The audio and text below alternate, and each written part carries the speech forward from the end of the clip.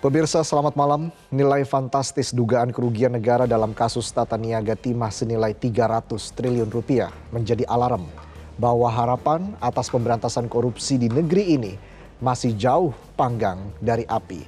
Licinnya para pelaku mencoleng kekayaan alam negeri menjadi petunjuk bahwa mereka kemungkinan menggurita dan perlu upaya keras penegak hukum untuk membongkar tuntas kasus ini.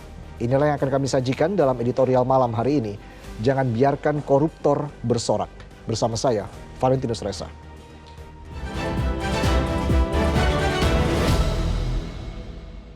Jangan biarkan koruptor bersorak.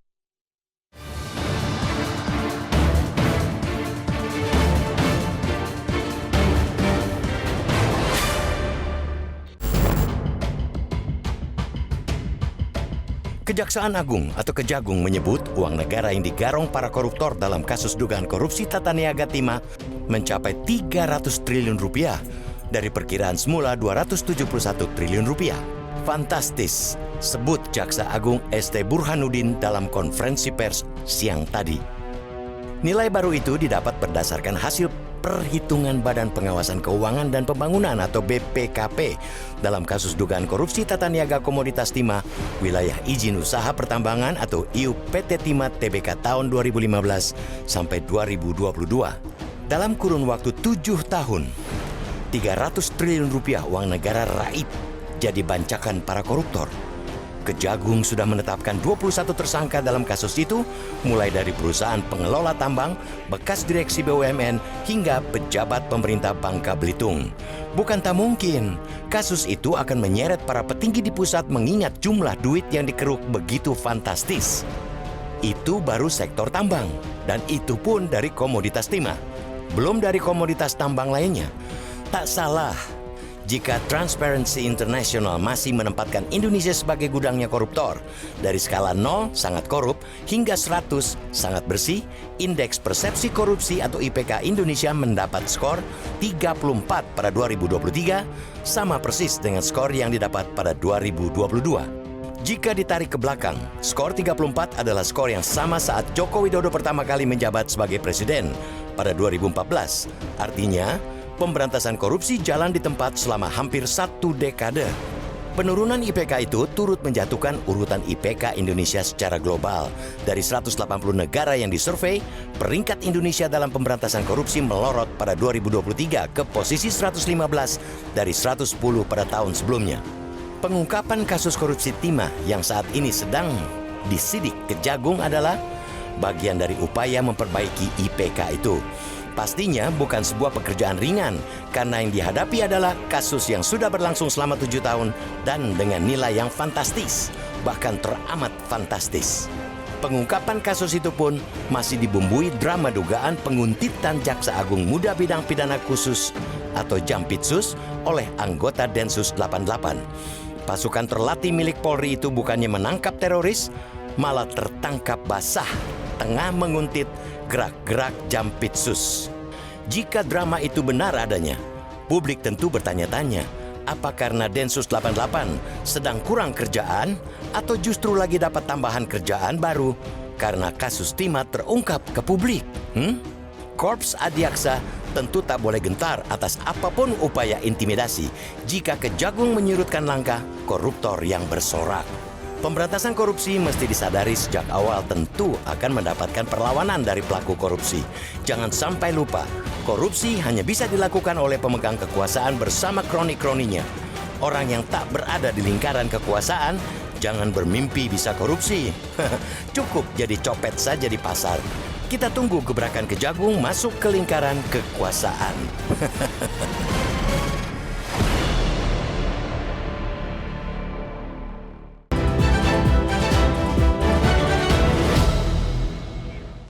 Jangan biarkan koruptor bersorak. Itulah tema editorial malam kita untuk hari ini dan kita akan membahasnya bersama anggota Dewan Redaksi Media Group Arief Suditomo. Mas Arief, selamat malam. Malam, Reza. Apa kabar Mas Arief? Alhamdulillah baik.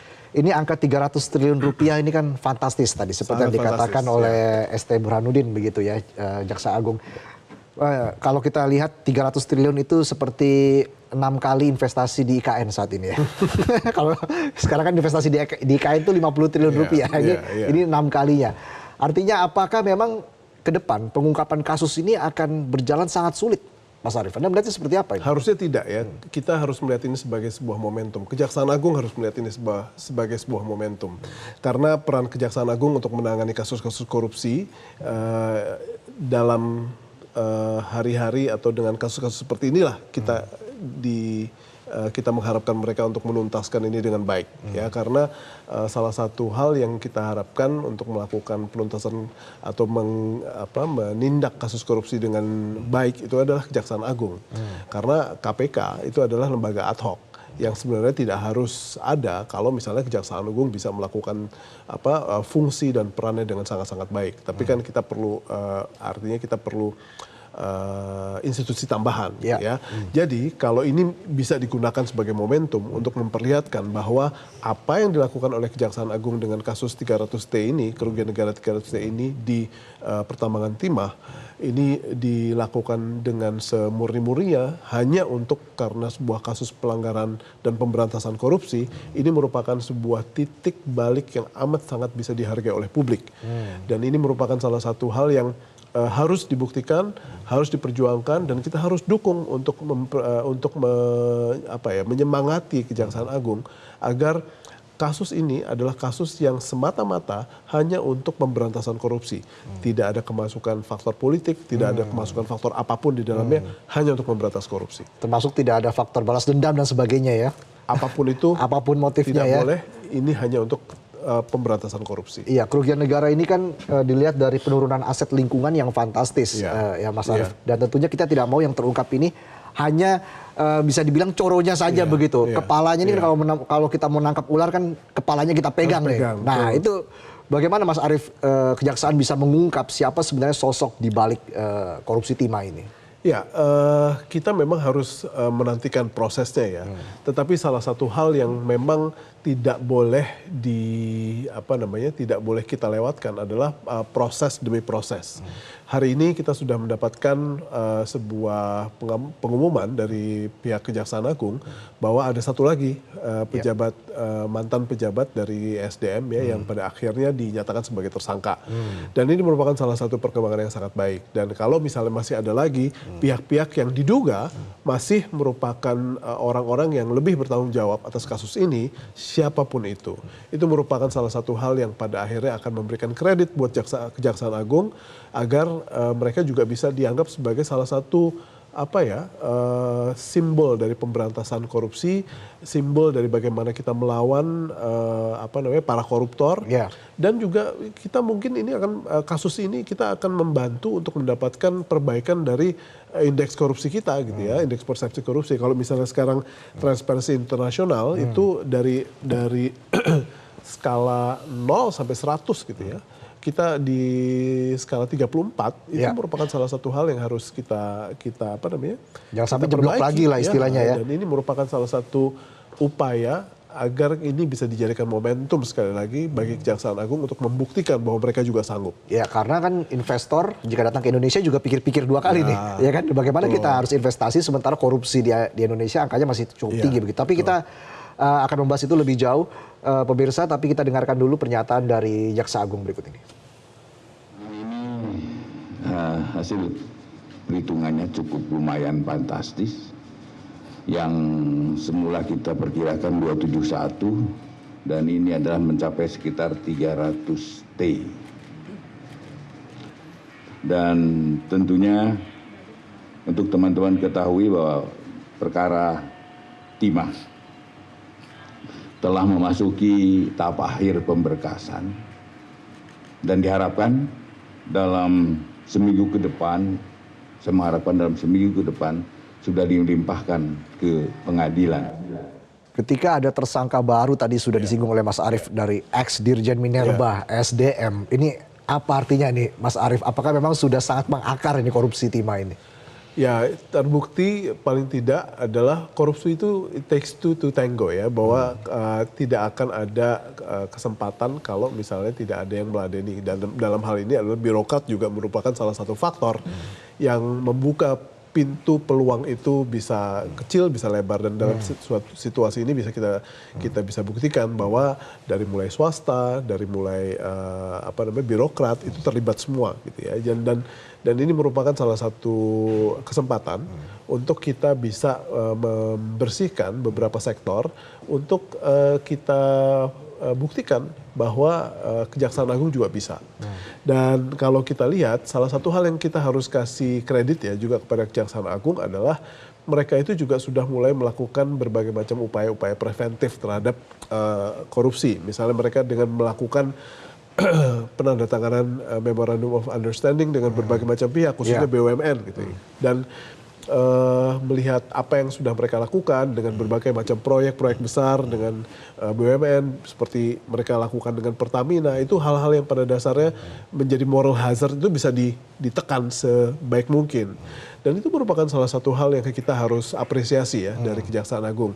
Dan dalam situasi ini di mana harapan publik sudah ada dan mereka siap-siap menuai apresiasi, jangan sampai kecewakan rakyat. Ya. Dan ini yang harus mereka lakukan saat ini. Dan ini adalah salah satu kasus besar mungkin yang pernah ditangani oleh Kejaksaan Agung. Artinya 300 triliun. Iya, artinya ini akan dapat sorotan publik yang sangat tinggi ya Mas Arief. Betul. Dan kalau kita lihat juga berkaca dari kasus-kasus sebelumnya yang ditangani oleh Jaksa Agung, Jiwasraya dan sebagainya itu memang selalu menyedot perhatian publik, tapi di sini soal pemberantasan korupsi kita singgung lagi ya.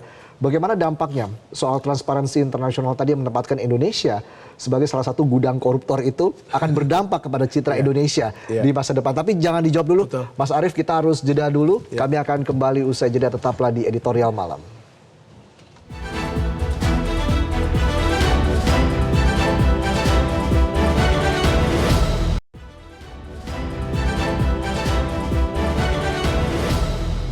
Memang benar ada isu, bukan isu lagi, fakta penguntitan di lapangan. Ya, setelah dilakukan pemeriksaan terhadap yang menguntit, ternyata di dalam HP yang bersangkutan itu diketemukan profiling daripada Pak Jampitsus. Kemudian dilakukan suatu pemeriksaan lebih lanjut, ya dibawa ke kantor Kejaksaan Agung. Ya, ternyata yang bersangkutan adalah anggota Polri. Sehingga pada saat itu juga kita serahkan kepada Paminal Polri. Jadi sudah nggak ada lagi di sini, ya. Pada saat itu juga, malam itu juga, karena yang bersangkutan adalah anggota Polri, kita serahkan kepada Polri untuk ditangani lebih lanjut. Ya, Mas Arief, ini kan jadi memunculkan spekulasi-spekulasi liar begitu ya. Jangan-jangan kasus timah ini ada hubungannya dengan penguntitan Jampitsus oleh anggota Densus. Anda melihatnya seperti apa, Mas? Ini merupakan sebuah spektrumnya pasti luas ya. Dari semacam dari yang paling rendah adalah miskomunikasi sampai apakah ada pihak-pihak yang tersangkut dalam kasus ini, apapun itu dari 300 triliun ini dari pihak yang berbeda, dari institusi yang berbeda.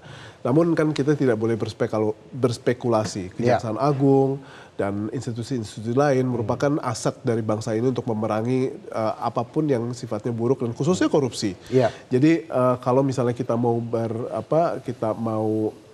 melakukan sebuah upaya dalam situasi ini, bagi saya yang penting adalah kita dukung Kejaksaan Agung untuk mengusut ini hingga tuntas dengan seluruh kepercayaan diri yang mereka miliki, keberanian yang mereka miliki, tuntaskan ini hingga memperlihatkan siapa yang paling benar-benar bertanggung jawab atas siapa yang 300 triliun ini untuk bisa dimintakan pertanggung jawabnya, dihukum, dan kita saksikan bersama dan apa yang pelajaran bisa kita petik.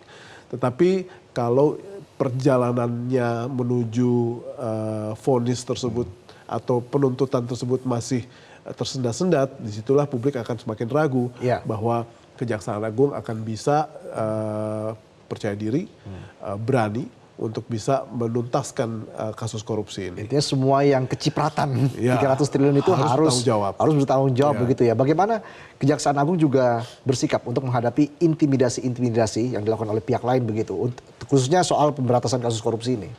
Saya yakin bahwa yang namanya pemberantasan korupsi itu bukan suatu hal yang mudah. Ini bukan sebuah tugas yang pada dasarnya bisa dilakukan dengan apapun infrastruktur yang mereka miliki.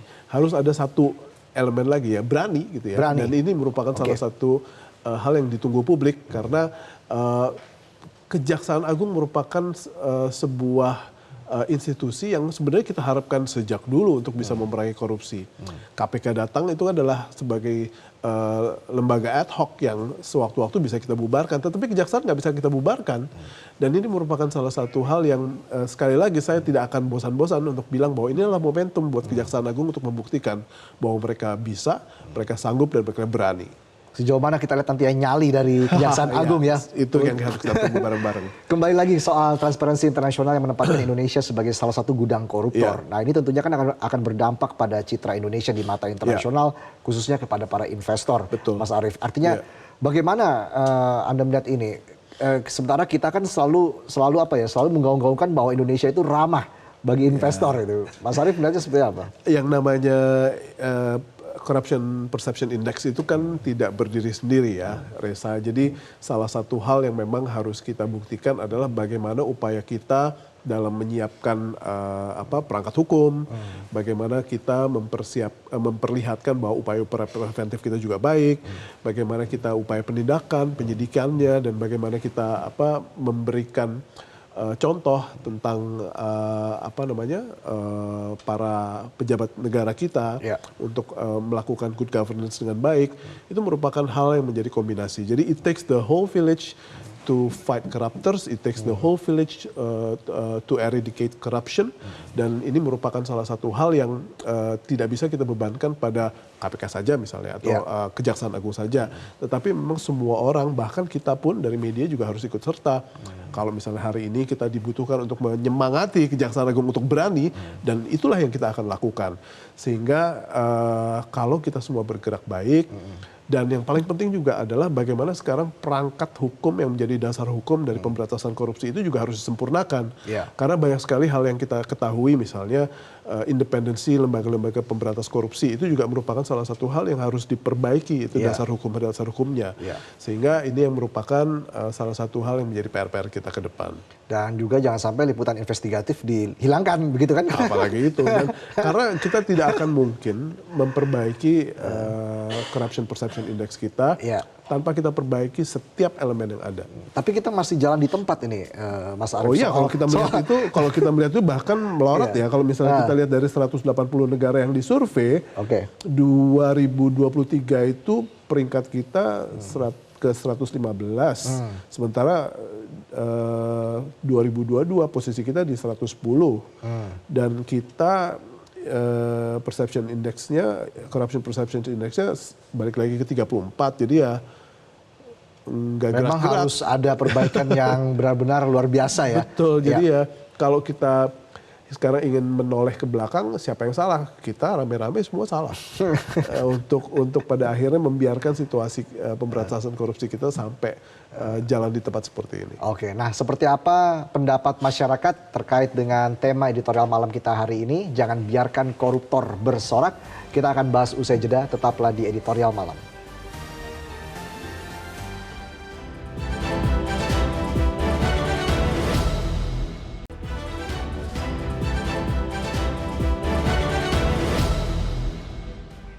Pemirsa, Anda kembali lagi di editorial malam. Ini adalah polling yang kami ambil dari Instagram Metro TV dengan pertanyaan, yakinkah Anda Kejagung dapat menindak tegas tersangka dan pejabat dalam kasus korupsi timah? Yang menjawab yakin 64% ini, Mas Arief. Dominan dong. Optimis ya? Publik cukup optimis, bagus ini. Tapi yang menjawab tidak yakin juga cukup tinggi sebenarnya, 36% ya. Yang penting lebih dari setengahnya yakin. Oke, ini dari akun X Metro TV tidak jauh berbeda.